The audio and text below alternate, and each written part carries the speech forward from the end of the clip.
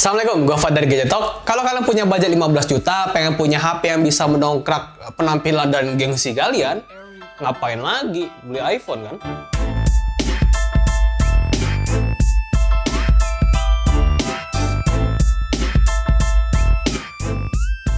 Yes, omongan gue tadi emang gak relevan untuk semua orang, karena nggak semua orang itu beli HP demi penampilan dan naikin gengsi. Tapi tetap ada orang yang kayak gitu dan banyak. Contohnya anak-anak sosialita yang punya budget belasan juta.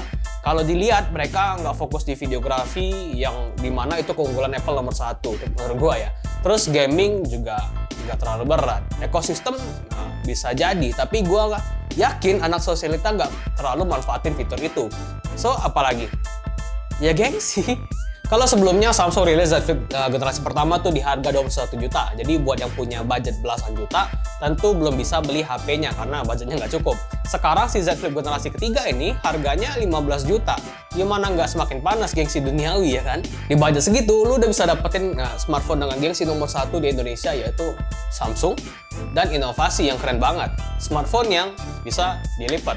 Untuk kaum mending mungkin menyepelekan fitur satu ini, tapi menurut gua fitur ini keren banget. Di saat HP lain tuh masih panjang, gede, dan makan tempat, HP ini enggak, kasih desain yang lebih stylish dan banyak peningkatan dari generasi sebelumnya.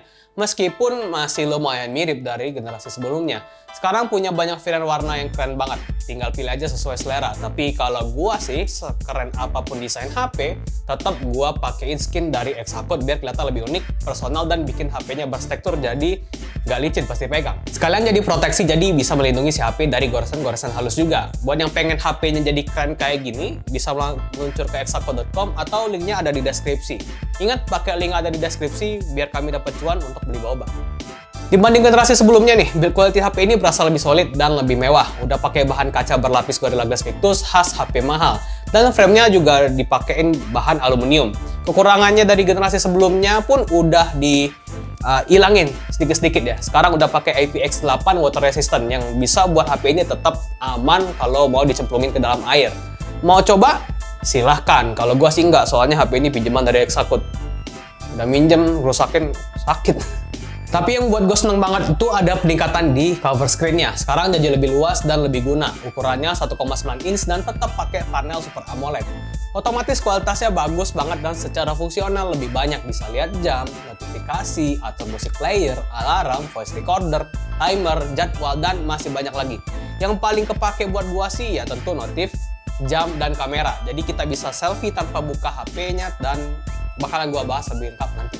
Kalau dibuka masih kelihatan sama persis kayak generasi sebelumnya, tapi ada peningkatan di panel layar jadi Dynamic AMOLED 2X versi foldable 6,7 inch dengan resolusi Full HD+. Kualitasnya udah tentu bagus banget, refresh rate-nya ditingkatkan jadi 120 Hz, jadi scrolling dan gaming berasa jauh lebih smooth dan ngebut. Kecerahannya tinggi, bisa banget dipakai di bawah sinar matahari yang terik, dan warnanya vivid. Tapi menurut gua sih, karena gua pakai flagship Android yang lain yang pakai panel AMOLED juga, gua rasa panelnya Samsung tuh terlalu vivid atau terlalu gonjreng warnanya. Jadi itu kalau gua bandingkan dengan flagship lainnya. Jadi gua set warnanya ke natural aja. Lain dari itu sih masih sama, kamera selfie-nya masih ada di bagian atas, tengah, dan hinge-nya masih kelihatan kalau dilihatin secara detail. Nggak perlu khawatir soalnya kalau kita pakai sekitar 2-3 hari itu nggak bakal kelihatan lagi dan malah kita tuh lupa kalau ada hinge di tengah layarnya. HP seimbun ini pakai SoC yang kenceng banget dari Snapdragon 888, RAM 8GB, dan storage 128GB atau 256GB. Gua saranin pilih storage yang paling gede aja soalnya harganya nggak beda jauh, cuma 1 juta dan HP ini nggak ada external slot memory. Jadi secara specs segitu ngapain aja HP ini tuh udah mumpuni banget, udah bisa banget.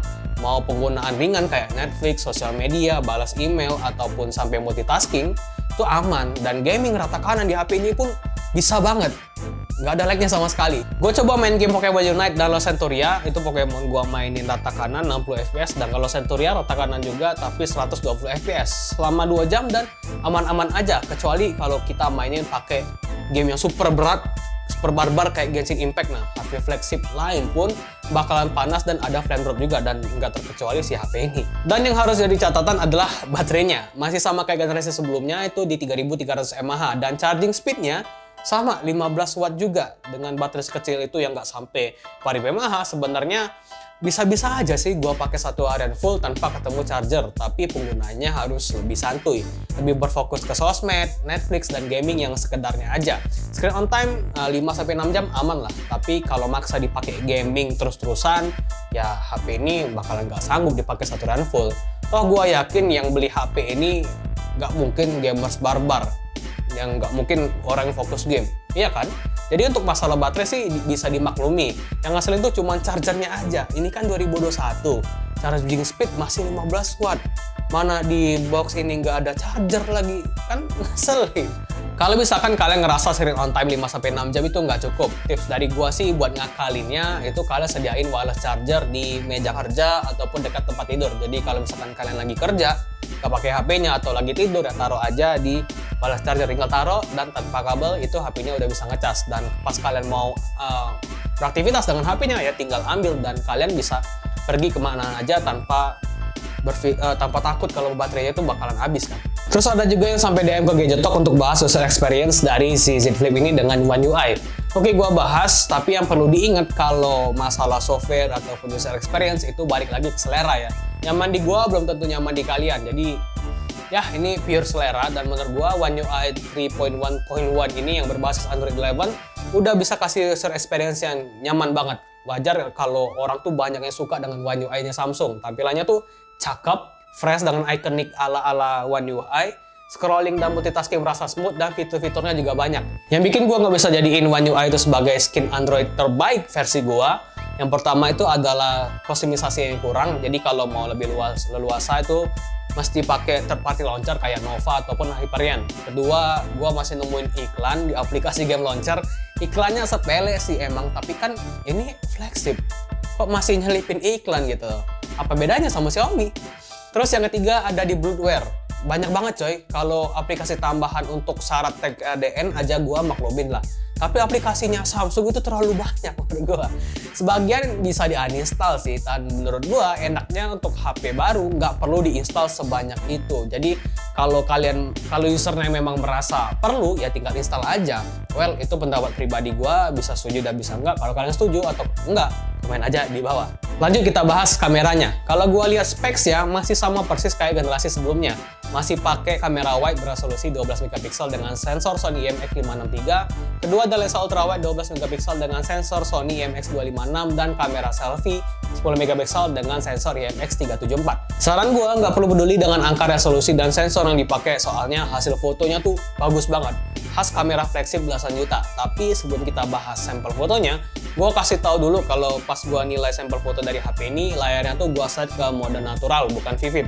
Karena kalau menurut gua, pas gua set di mode vivid tuh layarnya terlalu gonjreng. Biar penilaian gua semakin akurat, gua set layarnya ke natural. So, menurut mata gua, detailnya tuh udah termasuk oke, dynamic range-nya juga bisa dihandle dengan baik, dan untuk warna, mungkin orang lain bilang vivid karena pas mereka nilai layarnya tuh masih pakai mode vivid. Tapi kalau menurut gua sih liatnya natural, mirip dengan situasi aslinya, kecuali untuk beberapa warna hijau. Warna hijaunya emang kelihatan sedikit di boost, terutama di tanaman.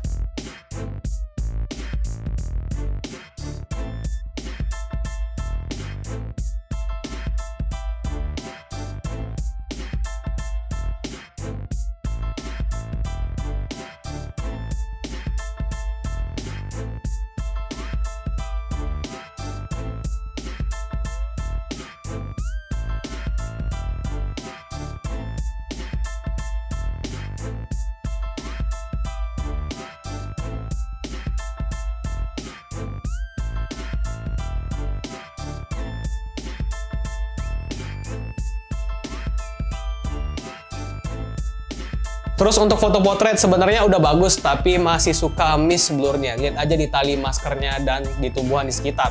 Biar hasilnya maksimal, coba jangan pakai masker dan jaraknya jangan terlalu jauh.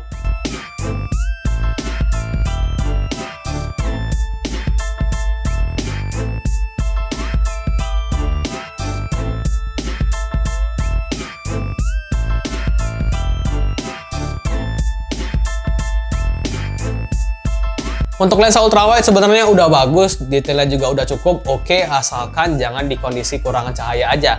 Khusus untuk low light emang lu wajib pakai lensa utamanya, hasilnya jauh lebih bagus dan tanpa night mode juga udah oke.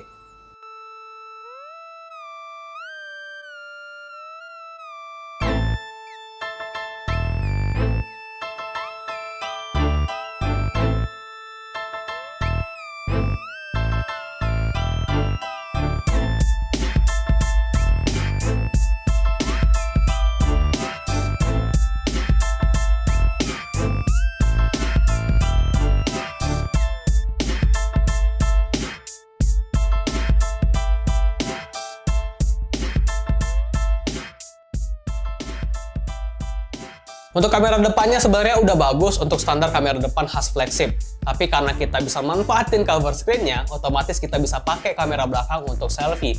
Dan karena HP-nya juga bisa ditekuk, kita bisa explore lebih jauh untuk fotografi dan videografi.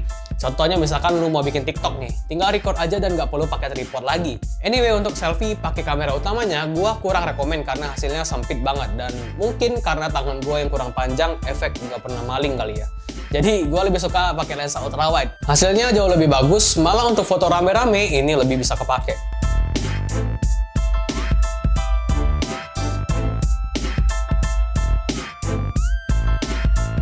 So, untuk kualitas fotonya memang udah bagus banget khas flagship belasan juta. Tapi kalau kita bandingkan kayak di flagship lain tuh di S21 Ultra ataupun flagshipnya Oppo di Find X3 Pro, memang levelnya belum setinggi itu, apalagi di lensa ultrawide-nya. Jadi ya untuk sebagian orang ya itu udah cukup banget, udah bagus banget. Tapi buat yang suka fotografi ataupun videografi yang udah nyicipin Android lain, levelnya masih di bawah itu.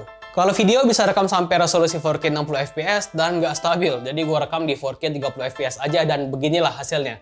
Tajam, dynamic range-nya dapat, tapi frame rate-nya tuh masih suka naik turun.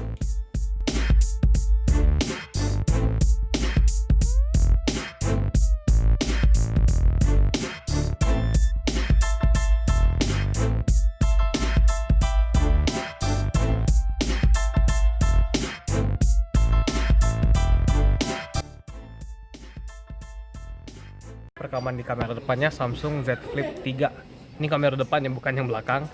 Jadi bisa sampai rekam di resolusi 4K 60 fps, tapi gua coba di 30 fps aja karena format video kami begitu, dan ya masih kelihatan stabil dan tajam juga. Sorry gua nggak bisa tes jalan karena kafenya lagi rame. Dah, bagusnya sih pakai kamera belakang, kita coba ya. Dan sebenarnya enaknya itu kayak gini, jadi kita pakai kamera belakangnya dan di switch ke lensa ultrawide. Soalnya kalau kita pakai lensa wide atau lensa biasa itu rada sempit, jadi ya kita bisa vlogging sambil pegangnya nyaman dan ada layarnya juga di bagian depan. Mungkin gue contohin sedikit, kita seperti ini. So, here we go. So that's it, di budget 15 juta ya tentu HP ini worth it banget. Di Indonesia memang belum ada HP lain di harga segini yang bisa dilipat kayak gini. Di sektor lain pun HP ini udah bagus juga. Jadi bukan mementingkan flipnya doang, tapi di sektor lain kayak desainnya tuh udah imut, layarnya cakep, cover screen-nya juga guna banget, performa kenceng, kamera bagus, software-nya nyaman, udah 5G, dan ini Samsung. Jadi buat orang yang mementingkan brand image yang nggak ada masalah lagi. Kurangnya sih ada di baterai yang kecil, speed charging yang masih terbilang lambat, dan kalau buat gua feel buka tutupnya tuh rada susah dipakai satu tangan gitu. Kalau aja ini bisa dibuka dengan lebih gampang dengan satu tangan, itu lebih enak. Tapi pas gua buka satu tangan tuh bisa, tapi rada maksa. Jadi enaknya pakai dua tangan. Andaikan bisa dipakai satu tangan kan lebih enak gitu kan buka tutupnya. Untuk masalah durabilitas, gua nggak bisa mastiin layarnya bakalan aman atau enggak untuk jangka panjang ya. Soalnya gua baru pakainya bentar, tapi kalau kita lihat dari Z Flip generasi pertama itu masih gua lihat beberapa user tuh masih aman-aman aja. Malah yang jual tuh ada yang masih kondisinya mulus banget. Jadi balik lagi ke usernya bisa ngerawat atau enggak. So, segitu aja video kali ini. Semoga bermanfaat buat kalian yang lagi mau beli si Samsung Z Flip 3 ini. Kalau misalkan kalian suka dan mau support kita, boleh banget like dan subscribe. Jangan lupa melipir ke websitenya exacto.com biar kalian bisa mempercantik dan memperganteng HP kalian dan bisa membuatnya lebih personal. Dan gue mau ngucapin terima kasih buat Exacto yang udah pinjemin HP mahal ini. Dan ya, gue Farid. Bye.